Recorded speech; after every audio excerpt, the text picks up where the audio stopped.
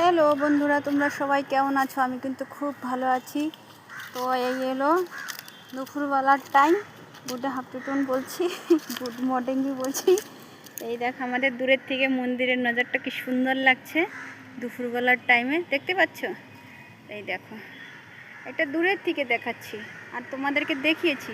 তো তার নিচে আমাদের সুন্দর একটা পাহাড়ের মধ্যে যাচ্ছি।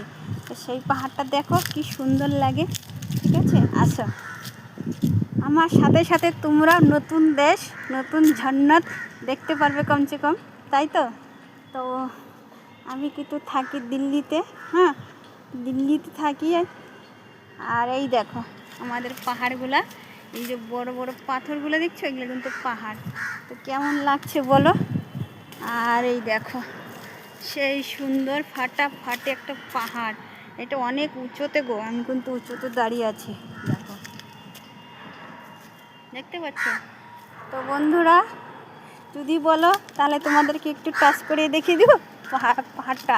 তো চলো আমার সাথে সাথে আমি তো যাই, যে আমার বন্ধুগুলো আমার সাথে সাথে ঘুরুক। আমি কীরকম করে দুনিয়াতে ঘুরি, তাই তো? হ্যাঁ, এই দেখো আমি সিঁড়ি থেকে নামছি, তোমরা भी দেখো। কারণ দেখতে তো সবাইকে দরকার না, একটা নতুন দেশ। তোমাদের জন্য তো নতুন, আমার জন্য আগে নতুন ছিল, এখন আমার জন্য পুরনো হয়ে গেছে। এই দেখো, এই দেখো, এটা যেন পাহাড় কেটে এগুলো পাহাড়ের উপরে, তাহলে আমি কিন্তু পাহাড়ের উপরে বসে আছি। কেমন লাগছে নজরটা?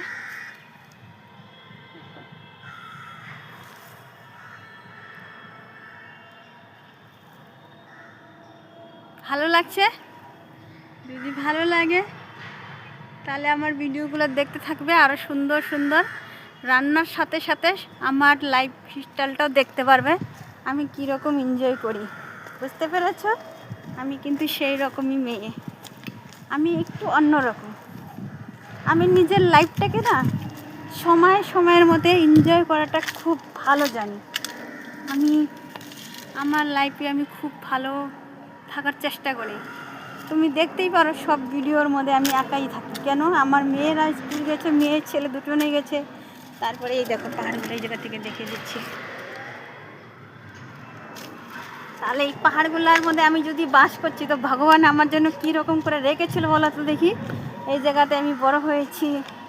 12 বছর বয়সের যখন ছিল তখন আমি দিল্লিতে চলে আসছিলাম, আর তখন থেকে আমি এই জায়গাটা থেকে বসবাস করছি। হ্যাঁ, তো বন্ধুরা এই দেখো আমি পাহাড়ের মধ্যে চড়ছি, দেখতে পাচ্ছ? এই দেখো, এই দেখো, এই আমি উপরে দাঁড়িয়ে